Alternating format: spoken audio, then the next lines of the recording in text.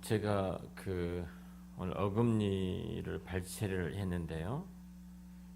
이제 지혈이 좀 안 돼가지고 먼저 마취가 안 돼서 마취가 안 돼가지고 원장 선생님이 장로님인데 목사님 전에도 마취가 안 됐는데 또 오늘 또 마취가 안 되네요. 다시 이제 강하게 마취를 시켰어요. 그러니까 뭐 혀까지 다 전체가 그냥 마취가 돼가지고 좀 늦게 이제 풀어질 수밖에 없죠. 그리고 지금도 지혈이 이제 어쩔 수 없이 말씀을 전해야 되니까 이렇게 솜을 2번 갈았는데 지혈이 안 돼가지고 계속 피 갈려서 지금 그런 상황이어가지고 좀 말하기가 좀 불편합니다. 가만 말씀을 해도 여러분이 아주 귀 쫑긋하고 서서 이렇게 말씀을 좀 들어주셨으면 좋겠습니다. 제가 얼마 전에 어떤 기업체 설교를 하러 갔는데요. 굉장히 말이 안 들려요. 그러니까 제가 앞자리에 앉아 있는데도 사회 보시면 말이 정확하게 안 들리고 집사람이 뒤에 앉아 있었는데 너무 안 들리니까 메모를 써가지고 안 들리니까 좀 크게 해달라고.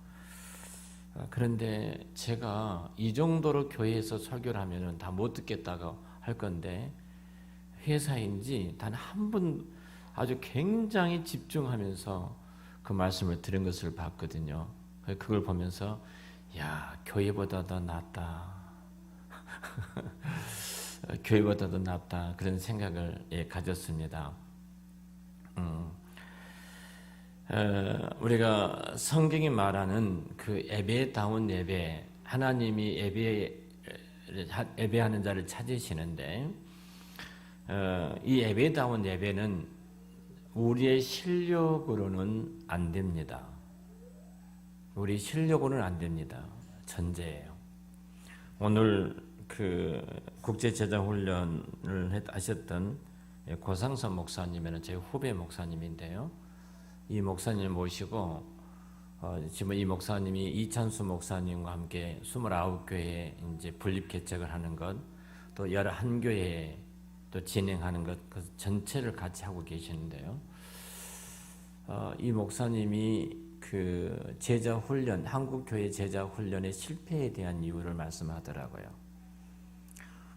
대단한 열정을 가지고 한국 교회가 제자 훈련을 시켰는데 본질적인 실패하는 이유는 제자 훈련을 뛰어나게 받았던 교회와 성도들이 다른 교회 가서 적응을 하더냐, 다른 교회 가서 적응을 하느냐 못하냐 보면은 그 제자 훈련이 잘 됐느냐 못 됐느냐 볼 수 있다는 거죠. 사랑의 교회가 대단한 제자 훈련을 시켰고 본인도 그 교회 안에 있었고 세계적으로 제자 훈련의 평신을 깨운다는 이 훈련을 해왔는데 사랑의 교회 출신들이 항상 둘로 나눠진다는 거예요. 어떤 사람은 교회를 적응하지 못하고 계속 교회를 비판하고 판단하고 정죄하는 사람이 있고, 목사님 설교가 뭐야, 교회 시스템이 뭐야, 성경 공부가 뭐야, 이렇게 하면서 이러한 부류가 있고, 한 부류는 정말로 신실하게 교회를 잘 섬기는 부류가 있습니다. 이 두 부류 가운데 왜 이런 현상이 나타나느냐, 그렇게 제자 훈련을 하고 순장까지 다 했던 분들인데 이 말씀을 하더라고요. 정확한 진단을 하고 계시더라고요. 그 정확한 진단이 무엇이냐면 이거예요. 내가 대단한 많은 훈련을 받으면 훈련이 내 신앙과 믿음의 어떤 캐리어라고 생각하는 거예요. 이 정도의 실력과 이 정도의 훈련과 이 정도의 사역과 이 정도의 그 교회에서 이런 일을 했다. 자기를 증명하는 무기와 힘이 되더라는 겁니다. 그래서 훈련이라는 단어는 정말로 제자 훈련에 맞지 않는다. 그러면서 제자 훈련의 최고의 가치와 능력은 딱 한 단어로 말하는데 그것이 은혜라는 겁니다. 내가 그리스도와 함께 십자가에 죽고 그리스도의 그 은혜로 내가 존재한다는 사실, 그 은혜로 내가 여기까지 왔다는 사실을 잊어버리는 순간 우리는 율법주의가 되어지고 우리가 갖고 있는 실력 갖고 판단하고 정죄하는 아주 못된 못된 뿔난 그리스도인으로 만들어 버리더라, 이 이야기를 하시더라고요. 정확하게 말씀하신 거예요. 그러면서 이제 이찬수 목사님과 사역을 같이, 이분은 당신 교회하고 제자훈련, 어떤 국제 제자훈련 총괄을 하셨기 때문에, 그러면서 이 말씀을 하시더라고요. 정말로 하나님의 은혜라는 단어를 잊어버리고 교회에 어떤 부서와 어떤 기관이 있으면 항상 분쟁이 있고 소리가 있고 문제가 이야기가 되더라. 훈련까지라도 그렇더라. 그 말씀을 하시면서 은혜를 잃어버린 훈련, 은혜를 잃어버린 교회는 결국은 내가 얼마나 타락되고 부패한 죄인인 것을 깨닫지 못하기 때문에 하나님을 의지하지 않고 자기 잘난 맛에 살아간다. 그 말씀을 하시더라고요. 여러분, 예배다운 예배는요, 우리가 분명히 고백해야 됩니다. 우리 실력으로는 안 됩니다. 예배다운 예배가 되기 위해서는 철저하게 성령님의 개입하심, 성령님의 인도하심이 필요합니다. 그러니까 예배에 맡은 모든 순서를 맡은 사람들은 성령님의 그 임재하심 앞에 몸부림을 쳐야 되고요. 설교자도 마찬가지고, 그리고 예배 드리는 우리 성도들도 마찬가지고, 예배에 나오는 모든 성도들이 정말로 성령님의 인도하심이 없이는 내가 예배다운 예배를 드릴 수 없다는 그 전제를 갖고 무릎 꿇지 아니하면 결국 우리가 온전한 예배를 하나님 앞에 드릴 수 없는 겁니다. 성령 임재 안에서 성령의 충만한 예배가 되어야 되겠죠. 그래서 우리가 예수님의 십자가 앞에 설 수가 있게 되어지는데요. 성령의 증거가 있어야만이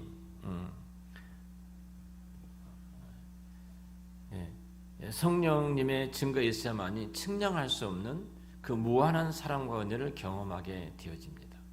그러니까 성령님이 그 은혜가 없이는, 성령의 개입하심이 없이는, 성령의 증거가 없이는 그리스도의 구속의 그 은혜를, 그리고 그 사랑을 우리가 감격할 수 없고요. 감사와 찬양으로 경배를 드릴 수가 없어요. 하나의 형식화 되어버린다는 거죠. 하나님께 영광을 온전히 올려드리는 산제사, 천상 예배가 되기 위해서는 이 지상의 리허설이라고 말씀을 드렸는데요. 그러기 위해서는 정말로 성령님이 개입하시는 성령으로 드리는 예배가 되어져야 된다는 겁니다. 자, 제가 좀 띄워서 좀 설명을 하도록 하겠습니다.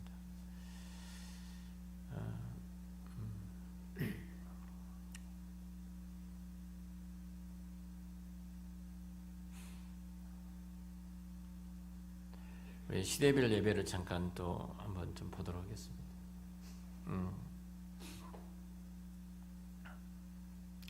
자, 우리가 전 시간 좀 잠깐 봤는데요.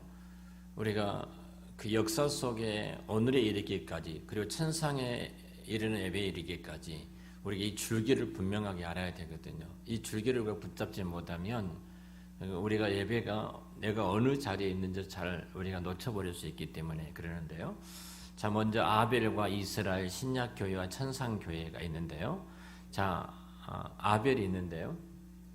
아벨은 그 여인의 후손이죠.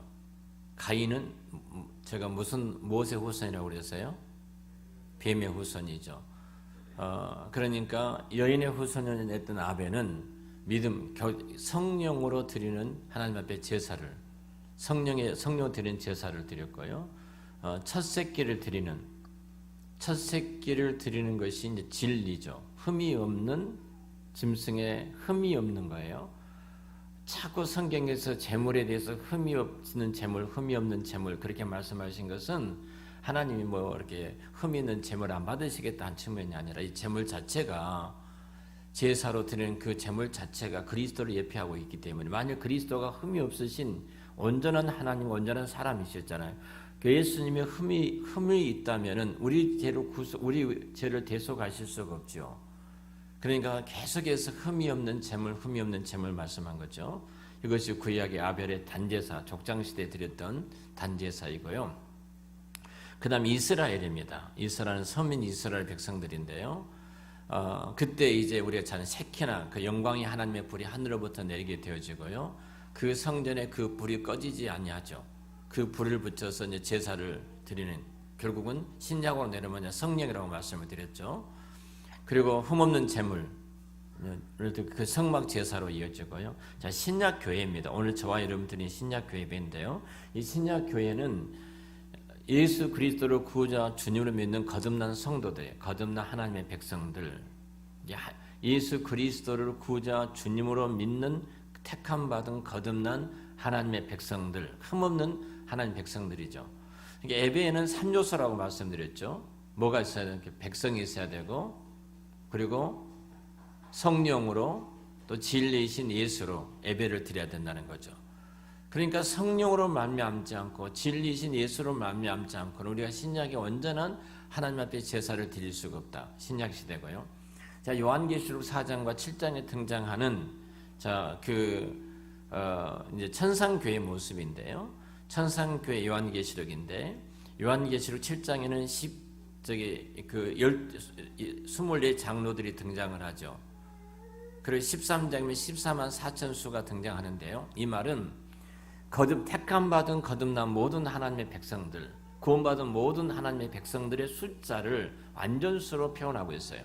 택함 받은 하나님의 백성 단 한 사람도 제외될 수가 없다는 거죠. 완전한 그들이 동일하게 요한계시록 4장 2절에는 성령의 인도하심을 받아서 그리고 어린 양 보좌 앞에 나아가 성령의 인도하심을 따라 요한계시록 4장 2절부터 11절 어린 양 보좌 앞에 나아가 요한계시록 7장 9절부터 11절 동일하게 마찬가지입니다. 이것이 천상 예배예요. 천상 예배도 뭐예요? 성령이 인도하심 받은 택함 받은 완전한 하나님의 백성들이 어린 양 보좌 앞에 나아가 어린 양 예수 그리스도를 찬양하는 모습, 경배하는 모습을 4장과 7장에서 보게 되어지거든요. 그러니까 우리가 이 예배하는 이 예배의 핵심은 바로 이겁니다. 결론적으로 정리해서 말씀을 드리면 성령님의 임재가 빠지고 십자가가 빠지면 그것이 성경이 말하는 예배가 될 수가 없다는 겁니다. 그것이 빠지면 알맹이가 빠진 거예요. 알맹이 없는 예배는 결국 예배가 아니잖아요. 이교도들이 그 자기들의 어떤 종교 의식에 행하는 것처럼 다를 바가 없는 이교의 행위가 똑같은 거예요. 정말로 성령으로 그리고 예수 그리스도를 우리가 예배해야 되거든요. 구약으로 말하면은 번제단에 불이 활활 타올랐죠. 그리고 그곳에 거룩하고 흠없는 제물이 있어서 하나님 받으시는 거룩한 산제사를 하나님께서 받으셨거든요. 그러니까 불과 제물이 없는 제사는 있을 수가 없다.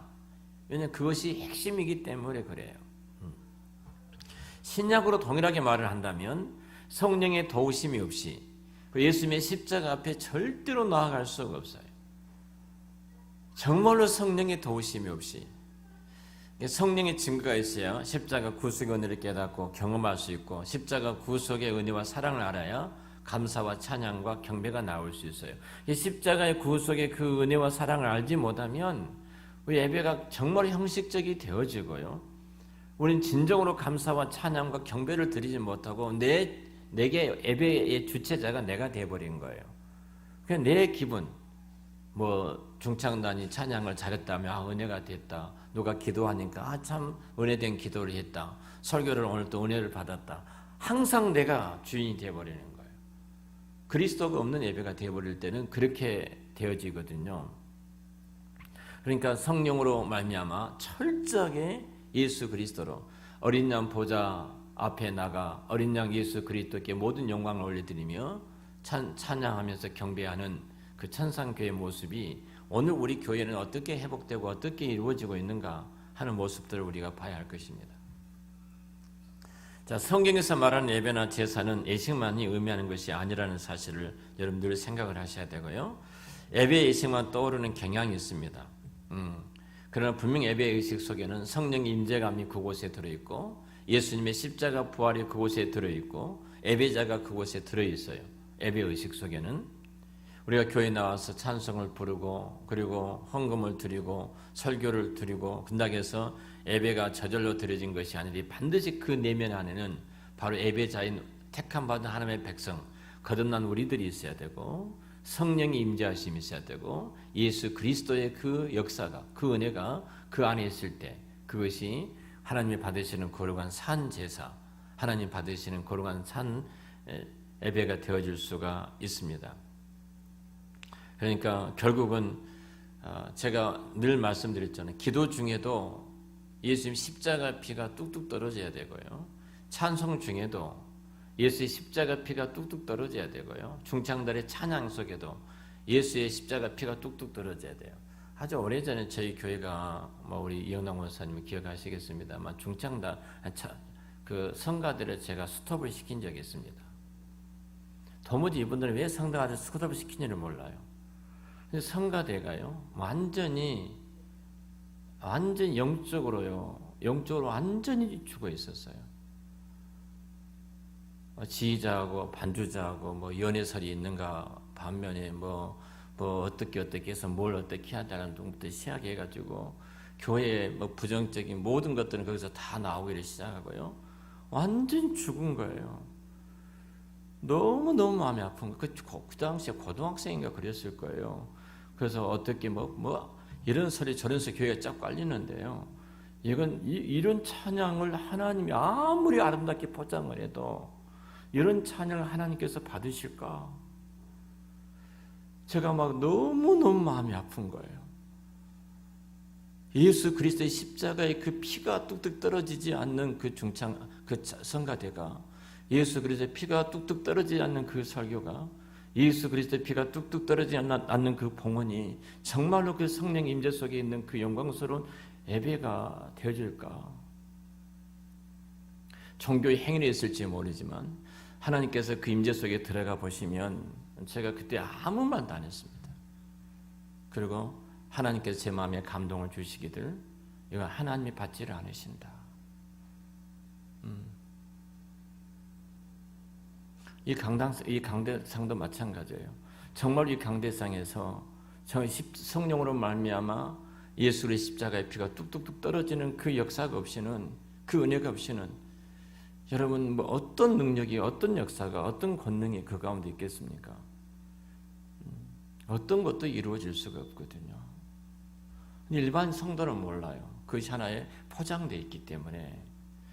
우리 마커스 찬양단이 5,000명, 7,000명 모이지 않습니까?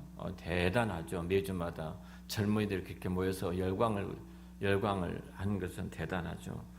근데 마커스를 인도하시는 우리 김남국 목사님이 그 마커스가 갖고 있는 영적인 교만함을 본 거예요. 그러니까 너무너무 아픈 거예요. 그래서 3개월 동안 근신하게 하고 하루아침에 그 마커스 수천 명이 모이는 그 찬양을 스톱을 시켜버렸습니다. 자, 영적으로 딱 어두워지니까 찬양할 때는 굉장히 많이 와요. 5,000명, 7,000명 와서 방방 뛰며 찬양하는데 강대상에 딱 목사가 설교하러 딱 서려면은 쭉 빠져나가는 거예요. 우리가 알잖아요. 영적인 실체를 알잖아요. 영적인 실체. 그러니까 우리도 모르는 사이에 우상이 돼버린 거예요. 우상이. 그러니까 하나님보다 더 사랑하는 것이 우상이에요. 목사도 마찬가지예요. 내가 설교를 어떻게 은혜를 끼쳐가지고 성도들이 나한테 끌어오게 할 것인가. 만약 목사가 이렇게 생각한다면 그 설교가 우상이에요. 하나님의 거룩하신 뜻이 아니에요. 어떤 것도 마찬가지거든요. 근데 우리는 포로셔는 그래서 죄라고 이제 지적하고 회개하라고 그러는데 팀 켈러 목사님은 이제 우상이라고 그걸 말씀했습니다. 하나님보다 더 사랑하는 건 내가 어떤 즐거운 것이 있다면 그 우상이에요. 예배가 그럴 수 있다는 거죠. 예배가. 우리가 기도가 부담스러운가요? 사람이 내 앞에 서 있어요. 하나님이 안 계시고 하나님이 안 계시고 사람이 내 앞에 있다 보니까 사람에게 보이려고 해요. 그러니까 기도도 어떻게 해요? 기도도 사람을 가르치려고 해요. 이런 말씀까지 하더라고요. 어느 분 기도하는데 강대상에서 목사님이 초심으로 돌아가도록 도와주십시오. 이렇게 기도해요.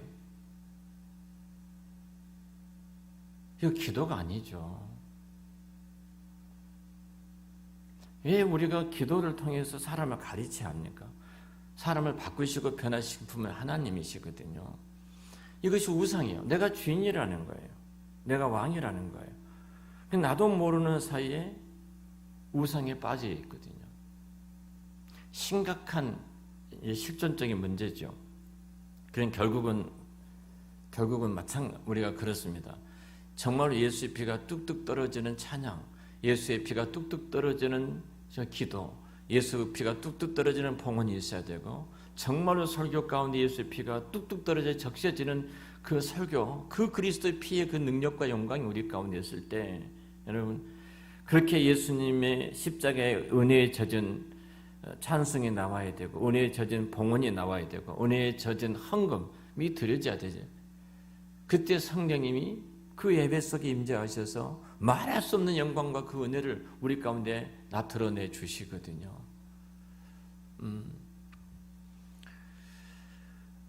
우리가 이 싸움이 우리 안에 계속 일어나게 되죠. 그래서 정말로 주님이 찾으시는 예배자가 되기 위해서는 어떻게 해야 되는가? 몸부림을 쳐야 됩니다. 오늘 그 목사님이 그 말씀하시더라고요. 이찬수 목사님에 대해서 말하면서 처음에 사랑의 교회 같이 있었기 때문에 와서 좀 도와달라 그러길래 저는 이찬수 목사님 두 가지가 이렇게 함께 할 수가 없습니다. 그랬다 그래요. 첫 번째는 설교가 너무 마음에 안 듭니다.